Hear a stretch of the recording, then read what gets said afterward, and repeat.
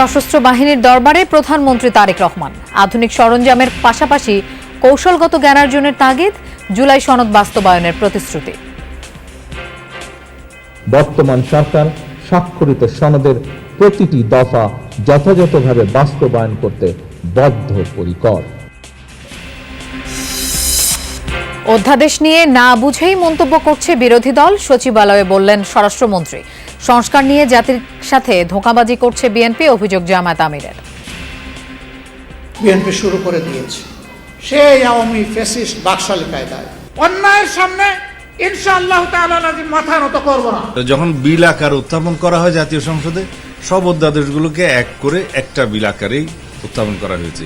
এইটা আমার মনে হয় মাননীয় বিরোধী দলীয় নেতা হয়তো খেয়াল করেননি। দ্বিতীয় ধাপে ঢাকা সহ 3 সিটিতে হামের টিকা দেয়া শুরু। প্রাদুর্ভাব কমাতে 95% শিশুকে ভ্যাকসিনের আওতায় আসার লক্ষ্য। উপসর্গ নিয়ে ময়মনসিংহে আরো 2 জনের মৃত্যু। 6 months to 5 years গ্রুপের বাচ্চারা ইচ এন্ড এভরি বেবি যেন আমাদের টিকাদান কর্মসূচির আওতায় আসে।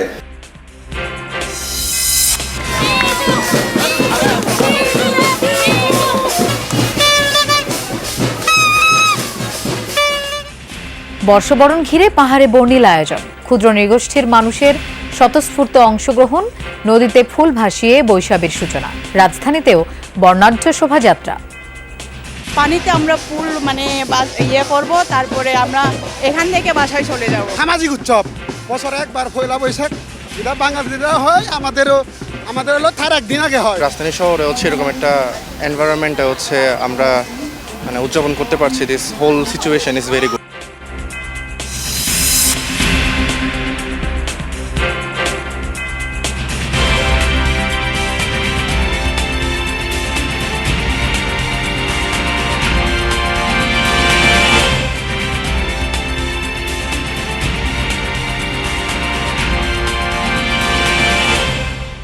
শুভেচ্ছা, আমন্ত্রণ যমুনা নিউজে। আপনাদের সঙ্গে থাকছি আমি মৌসুমী আহমেদ লোপা।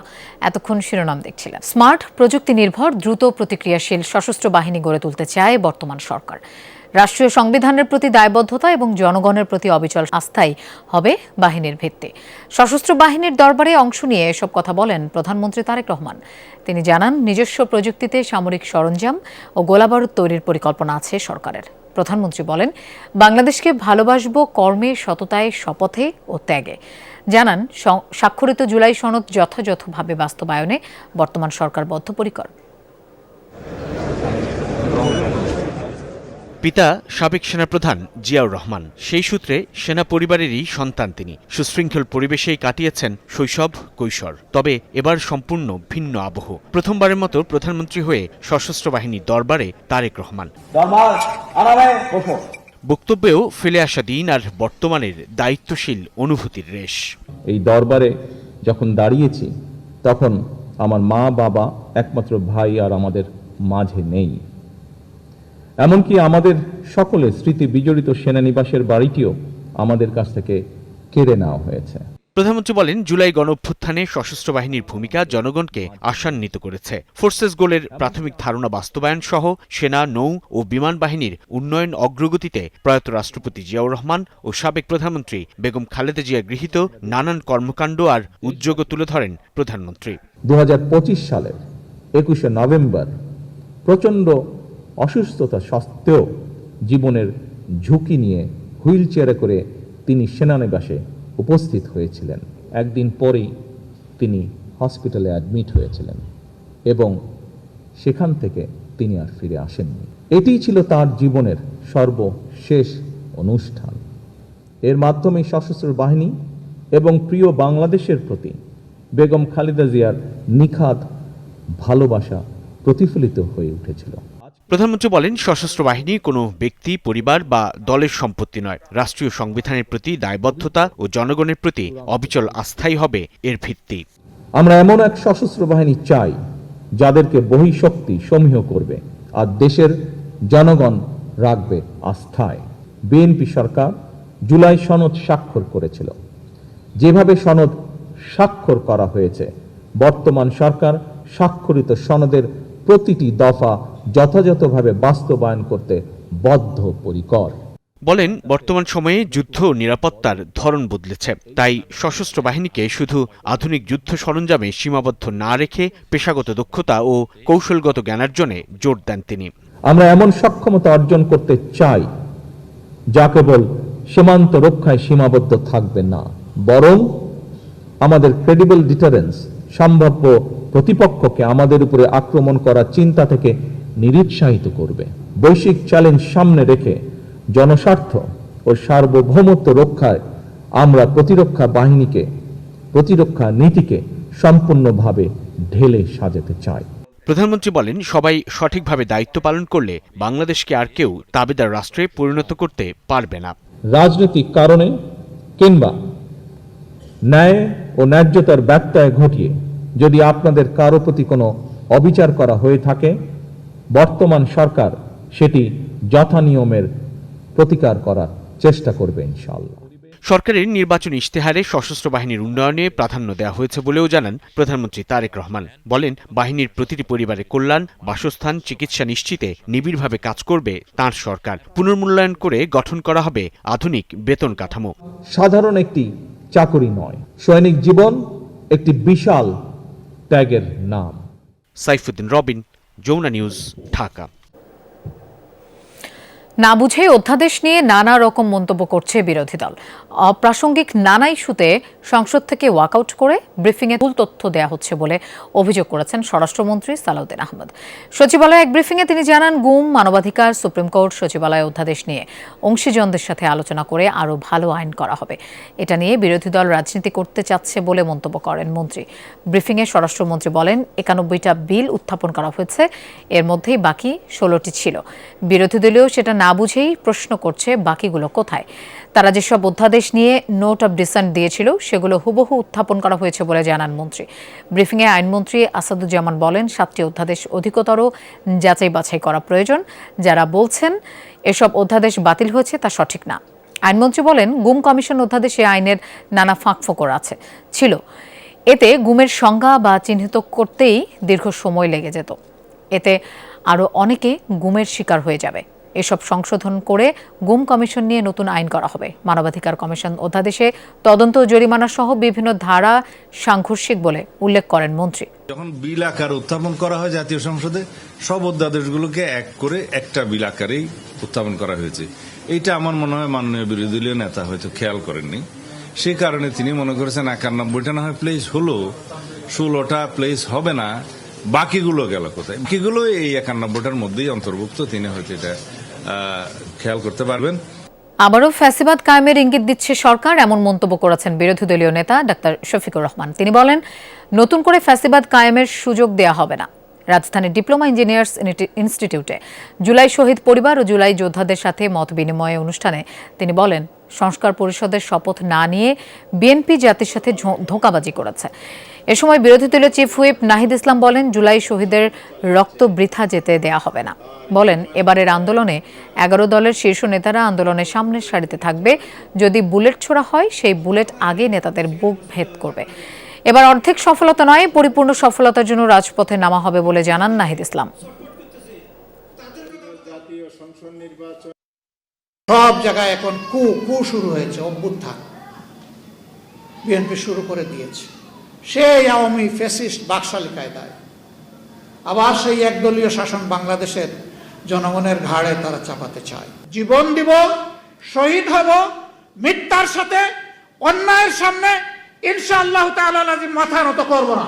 আমাদেরকে এবার রাজপথে নামতে হবে, কারণ এবার রাজপথে আমরা নামবো ব্যর্থ হওয়ার জন্য না, অর্ধেক সফল হওয়ার জন্য না। ত্রয়োদশ জাতীয় সংসদের উপনির্বাচনে নবনির্বাচিত 2 জন সংসদ সদস্যকে শপথ পাঠ করিয়েছেন জাতীয় সংসদের স্পিকার হাফিজ উদ্দিন আহমেদ। দুপুরে জাতীয় সংসদ ভবনের স্পিকারের কক্ষে শপথ অনুষ্ঠানে প্রধানমন্ত্রী, স্বরাষ্ট্রমন্ত্রী, ডেপুটি স্পিকার, চিফ হুইপ, স্থানীয় সরকার প্রতিমন্ত্রী সহ সংসদ সচিবালয়ের কর্মকর্তারা উপস্থিত ছিলেন।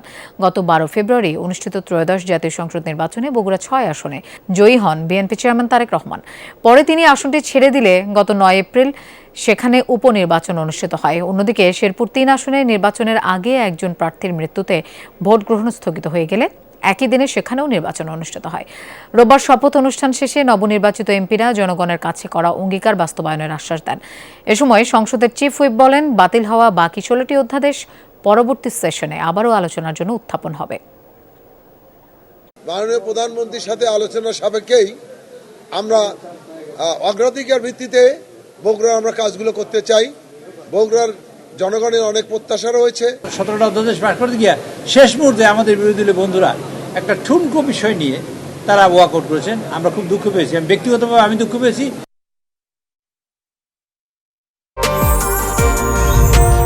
বাংলাদেশের প্রথম 5G AI ইনভার্টার যুক্ত সর্বোচ্চ বিদ্যুৎ সাশ্রয়ী যমুনা এয়ার কন্ডিশনার।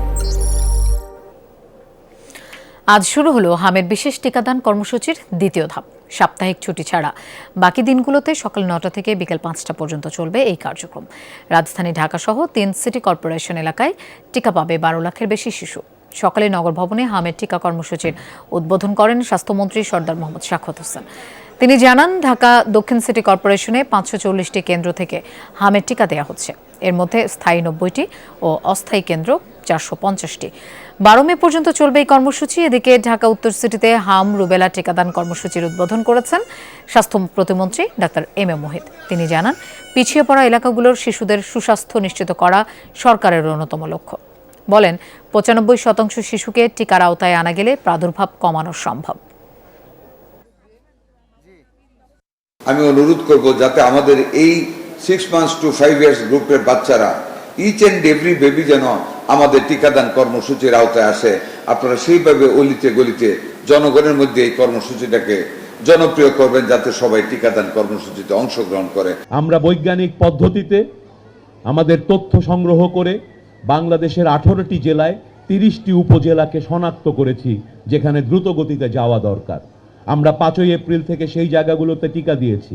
সেই কাজটি করতে করতেই এক সপ্তাহের মধ্যে 12ই এপ্রিল আমরা বাংলাদেশের এই বড় সিটি কর্পোরেশনগুলোতে টিকা কর্মসূচি আজকে শুরু করলাম। হামের প্রাদুর্ভাব প্রতিরোধে ময়মনসিংহ ও বরিশাল সিটি কর্পোরেশন এলাকায় শুরু হয়েছে মাসব্যাপী জরুরি এমআর টিকাদান কর্মসূচি। সকালে ময়মনসিংহ নগর ভবনের সামনে টিকাদান কর্মসূচি উদ্বোধন করেন সিটি কর্পোরেশনের প্রশাসক রকুনুজ্জামান রোকন। কার্যক্রম পরিচালনার জন্য নগরীতে 70টি টিকাদান কেন্দ্র স্থাপন করা হয়েছে। প্রয়োজন অনুযায়ী অতিরিক্ত টিমও যুক্ত করা হবে। এই কর্মসূচির আওতায় 6 মাস থেকে 59 মাস বয়সী 58,668 জন শিশুকে টিকা দেওয়ার লক্ষ্য নির্ধারণ করা হয়েছে। চলতি বছরের মার্চ থেকে এখন পর্যন্ত ময়মনসিংহ সিটি কর্পোরেশন এলাকায় হাম রুবেলা শনাক্ত হয়েছে 14 জনের। মাঝখানের কিছু টিকা ভ্যাকসিন পাওয়া যায়নি, যেমন আমার বাচ্চাকে আমি দিতে পারিনি। আমি 2 দিন পৌরসভায় গেছি, তারপরে আর যাওয়া হয়নি। আর এজন্যই আমি বাচ্চাকে আবার নিয়ে আসছি, যেন আক্রান্ত হওয়ার আগে যেন দিতে পারি। বিগত সরকারের গাফিলতির কারণে এরকমটা হয়েছে, নয়তো এরকমটা হইতো না। বাচ্চা কাচ্চা নিয়ে অনেক টেনশনে ছিলাম। যাই হোক, অবশেষে আমরা টিকাটা পেলাম।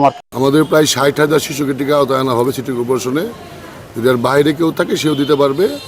আমরা ইতিমধ্যে আমাদের 70টা টিম করে দিয়েছি, 2 করে। আমরা 1 করে পোর্টার দিয়েছি 33টা ওয়ার্ডে, 1 করে সুপারভাইজার দিয়েছি। এদিকে সকালে বরিশাল নগরের মল্লিকা কিন্ডারগার্টেন স্কুলে মাসব্যাপী টিকাদান কর্মসূচির উদ্বোধন করেন সিটি কর্পোরেশনের প্রশাসক বিলকিস আক্তার জাহান শিরিন। এই ক্যাম্পেইনে 42,210 জন শিশুকে টিকা দেওয়ার লক্ষ্য নির্ধারণ করা হয়েছে। পর্যায়ক্রমে নগরের মোট 30টি ওয়ার্ডে চালু হবে এই কর্মসূচি। হামের উপসর্গ নিয়ে ময়মনসিংহ মেডিকেলে আরও 2 শিশুর মৃত্যু হয়েছে। তাদের মধ্যে একজনের বয়স 9 মাস, আরেকজনের 10 মাস। 17 মার্চ থেকে এই পর্যন্ত ময়মনসিংহ মেডিকেলে মৃত্যু হলো 12 জনের। হাসপাতালটিতে গত 24 ঘন্টায় হামের উপসর্গ নিয়ে ভর্তি হয়েছে আরও 26 জন। সুস্থ হয়ে বাড়ি ফিরেছে 28 জন। এদিকে রাজশাহী মেডিকেলে গেল 24 ঘন্টায় নতুন করে 15 জন রোগী ভর্তি হয়েছে।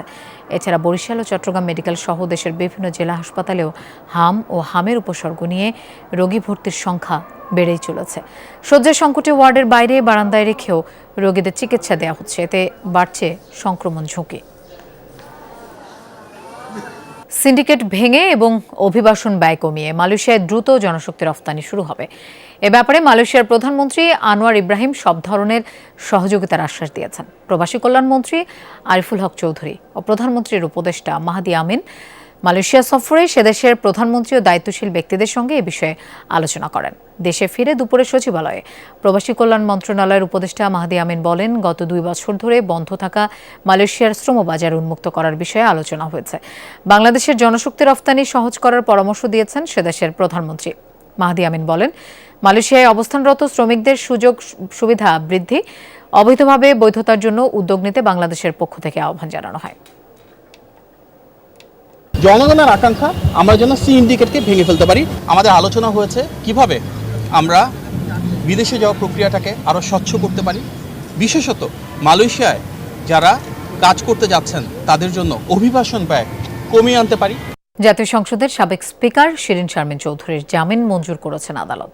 লালবাগ থানায় করা হত্যাচেষ্টা মামলায় গ্রেফতারের পর রোববার ঢাকার আদালত তাকে জামিন দেন। 50,000 টাকা মুচলেকায় জামিন মঞ্জুর করা হয়। রাষ্ট্রপক্ষ আসামি পক্ষে উভয়ই জানান, শারীরিক অসুস্থতা ও বয়স বিবেচনায় তাকে জামিন দেওয়া হয়েছে। জাতীয় সংসদের সাবেক স্পিকার শিরিন শারমিন চৌধুরীকে গত মঙ্গলবার রাজধানীর ধানমন্ডির একটি বাসা থেকে গ্রেপ্তার করে গোয়েন্দা পুলিশ। এরপর জুলাই আন্দোলনের সময় রাজধানীর লালবাগ থানায় করা হত্যাচেষ্টা মামলায় তাকে কারাগারে পাঠানোর আদেশ দেন আদালত। রবিবার ঢাকার অতিরিক্ত মেট্রোপলিটন ম্যাজিস্ট্রেট আদালতে জামিন আবেদন করেন শিরিন শারমিন চৌধুরীর আইনজীবীরা।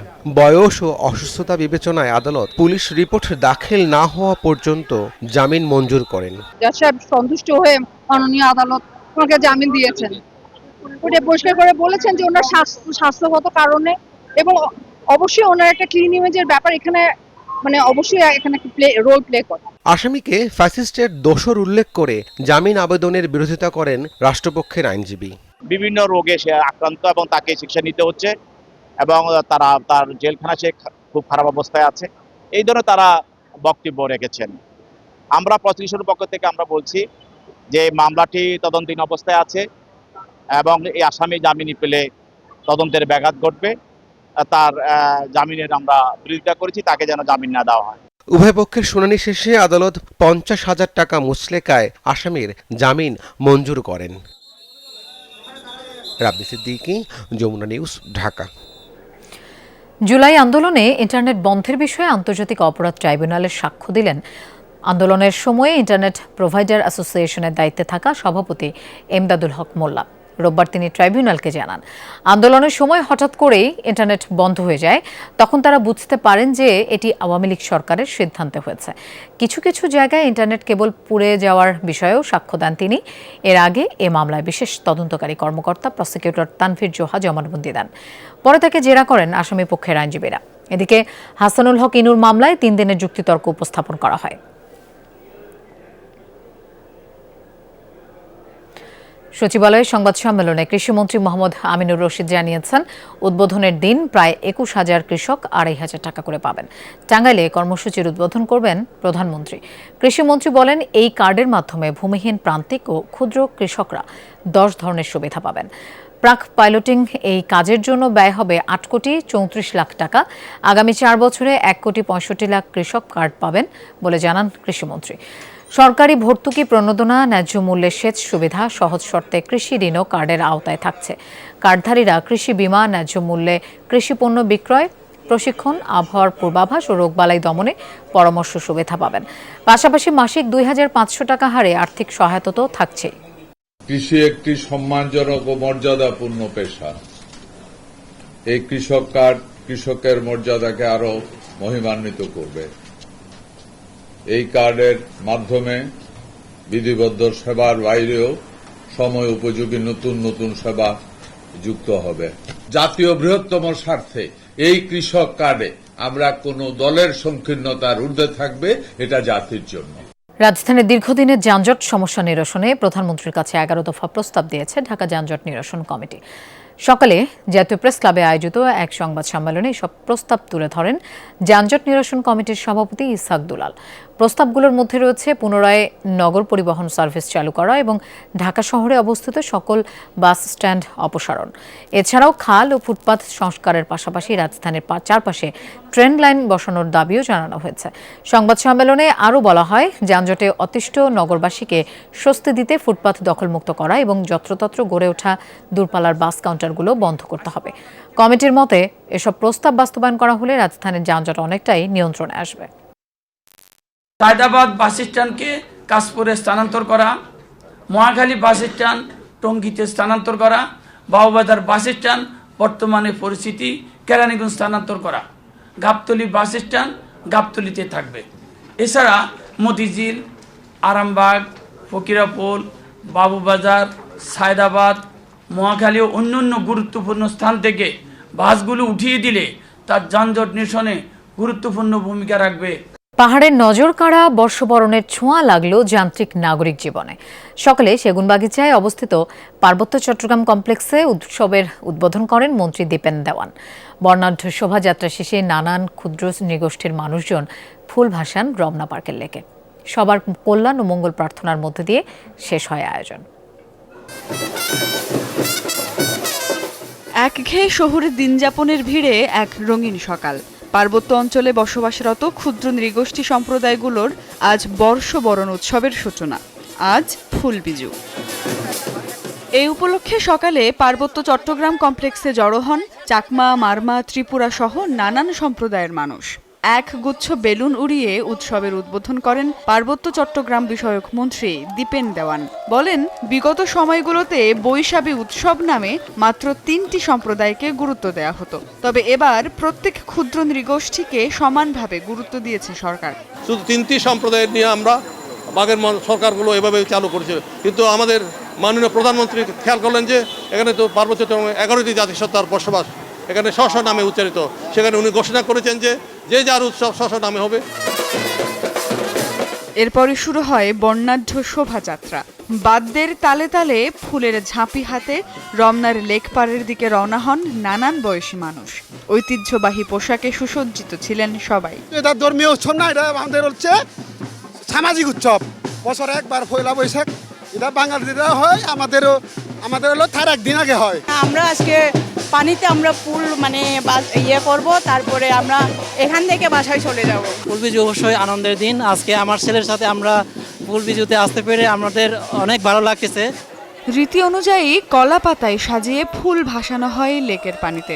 দেশ, জাতি ও বিশ্বের মঙ্গল কামনায় হয় প্রার্থনা। গ্রামে কিন্তু আমাদের বাড়িতে অনেক ভোরবেলায় উঠে সারা রাত কুচি কুচি বাচ্চারা ওরা কি করতো, ওরা ফুল চুরি করতো। মানে এটা একটা আনন্দের মধ্যে সবসময় যাতে ভালো থাকতে পারি প্রার্থনা করে, সুখে শান্তিতে প্রত্যেক বছর যেন এইভাবে কাইতে যায়। ছোটবেলা থেকেই তো রাঙামাটি করা হয়, কিন্তু একটু ব্যস্ততার কারণে আসলে ঢাকায় করার প্রথমবার। রাজধানী শহরে এরকম একটা এনভায়রনমেন্টে আমরা উদযাপন করতে পারছি। This whole situation is very good.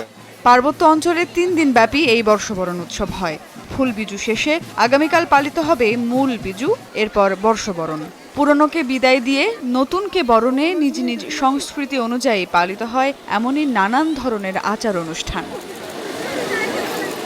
Sumaiya Oishi, Jamuna news, Dhaka. দর্শক, এই ছিল যমুনা নিউজে।